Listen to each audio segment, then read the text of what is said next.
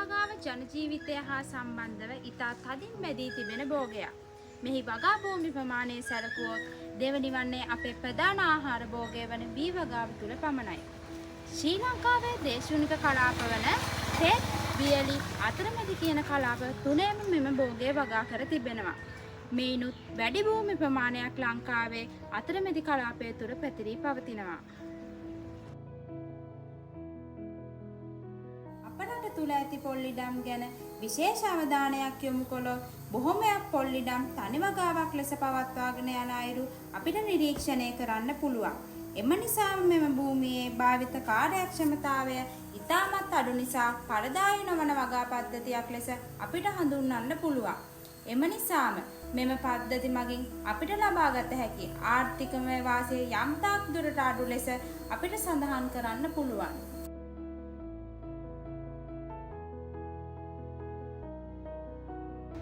එම නිසා භූමි භාවිත කාර්යක්ෂමතාවයේ ඉහළ වගා පද්ධතියක් වෙත යොමු වීම අත්‍යවශ්‍ය කරුණක්. අතුරු භෝග වගාව මේ සඳහා ඇති හොඳම විකල්පයයි. අතුරු භෝග වගාව ලෙස හඳුන්වන්නේ පොල්ලිඩමක භෝග එකක් හෝ කිහිපයක් සාර්ථකව වගා කර ගැනීමයි. මේදී මම කතා කරන්නේ පොල් වගාව සහ එහි අතුරු භෝගයක් ලෙස කුරුදු වගා කිරීම සම්බන්ධවයි. කුරුදු කියන්නේ ආර්ථිකමය වාසි බොහෝමයක් ලබාගත හැකි භෝගයකි. ඒ කියන්නේ අනිකුත් අතුරු භෝග වලට සාපේක්ෂව පොල් සමග කුරුදු වගා කිරීමෙන් වාසි බොහෝමයක් ලබා ගන්න පුළුවන්. කුරුදු භෝගයට වැඩි සහිත පසක් සහ උණුසුම් දේශගුණයක් අවශ්‍යයි. ශ්‍රී ලංකාවේ පහත රට ප්‍රදේශවල කුරුදු වගා කිරීමට ඉතාමත් සුදුසුයි. පොල් වගාවේදී අතුරු භෝගයක් ලෙස කුරුදු වගා කිරීමෙන් ඉඩම් භාවිත කාර්යක්ෂමතාවය ඉතා හොඳින් වැඩි කරගන්න පුළුවන්. අනෙකුත් අතුරු භෝග වලට සාපේක්ෂව කුරුදු වල ප්‍රධාන වාසිය තමයි පොල් වගාවේ ප්‍රධාන පරිබෝධකයක් වන රෙඩ් බීටල් හෙවත් රතු පොල් කුරුමිනි හානිය වළක්වා ගැනීමයි. එනම් කුරුදු වල ඇති ස්වභාවික රසායනික ද්‍රව්‍ය නිසා කුරුදු වලින් නිකුත් වන සුවඳ රතු පොල් කුරුමිනියන් විකර්ෂණය කරනවා. කුරුදු වස්සන්න නෙළූ පසු කුරුදු කොළ වලින් තෙල් නිස්සාරණය කර ගැනීමට හැකි වෙන නිසා තවත් එක් අමතර ආදායමක්ද මෙම තෙල් නිස්සාරණය කර ඉතිරි වන කොළ රොඩ්ඩ පොල් වගාවේ මල්ච් එකක් හෙවත් වසුනක් විදිහට යෙදිය හැකිය. මෙමගින් පොල් වගාවේ වල් මර්ධනය අඩුවීම, පසට පෝෂක පදාර්ථ එකතු වීම, පාංශු වාෂ්පීකරණය අඩුවීම, පසේ තෙතමනය රඳවා තබා ගැනීමට හැකිවීම සහ පස සෝදා යාම පාලනය කරන අතර පොල් වගාවේ නඩත්තු වියදමද අඩු කරයි. මෙම වගාවේ හිමිකාරිය කේමා බණ්ඩාරනායක මහත්මිය ඉන්නවා. ඔබතුමියයි පොල් වගාවත් සමගම මේ අතුරු භෝගයක් විදිහට කුරුදු වගාව කරන්න කියලා හිතුනේ ඔබතුමිය. එහෙමයි දුව. දැන් පොල් වගාවත් එක්ක කුරුදු වගාව ගැනීමේදී අපිට තියෙන ඇඩ්වාන්ටේජස් තමයි එකක් තමයි භූමියේ ප්‍රයෝජනය ගන්න ප්‍රමාණය වැඩි වෙනවා. මොකද පොල් ගස් අතරත් යම් පරතරයක් තියෙන උනේ පරතරය අතර කුරුදු ගහකට වැවෙන්න පුළුවන්.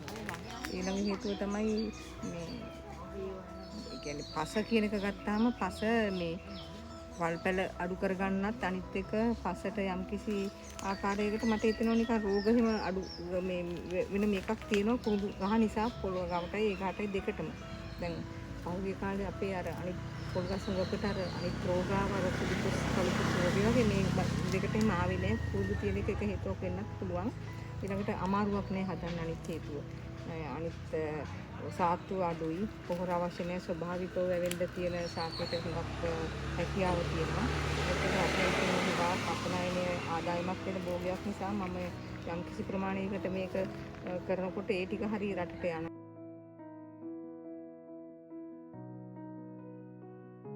කොහොමද මේ පොල් වගාවත් සමග අතුරු භෝග වගාවක් විදිහට කුරුදු වගා කිරීමට පෙළඹුණේ? ඇත්තටම දැන් අපේ ඉඩම් ඵලදායීතාවය සෑහෙන අඩුයි කියන අදහසේ මම ඉන්නවා. ඒ කියන්නේ ඉඩමකින් අපේ මේ පොළොවෙන් අපිට දැන් පොළොව වුත් ඊට වැඩි යමක් අමතරව කරන්න පුළුවන් කියන අදහසේ තමයි මම හැම වෙලෙම ඉන්නේ. ඉඩම් සීමා වේගන යන නිසා. ඉතින් ඒ අනුව කල්පනා කරලා අපි අපේ පොළොත් එක්ක අම්බිලිස් දැම්ම අනිත් එකේ. ඉතින් මම හිතුවා මේකේ දාන්න ඕනේ කුරුඳු කියලා. එතකොට ඇත්තම කියනවා නම් අවංකවම කුරුඳු පහසුවෙන් වගා කරන්න පුළුවන් භෝගයක් වීමත් එක හේතුවක් වුණා.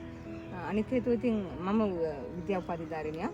ඉතින් මම බොට්නි කරපු කෙනෙක්. ඒක නිසා ශාක පිළිබඳ මූලික දැනුම මට ඒක ලොකු ශක්තියක්. ඉතින් ඇත්තටම ලෙඩ රෝග ඊට පස්සේ වවන ක්‍රම ඊට පස්සේ බද්ධ කිරීම කියනවා නම් හොඳ වර්ග විශේෂයෙන්ම අපි නිකාම වුවට වැඩක් නැහැ. හොඳම වර්ගය තෝරගෙන කරනවා නම් ඒක අපිට වාසියක් තියෙනවා.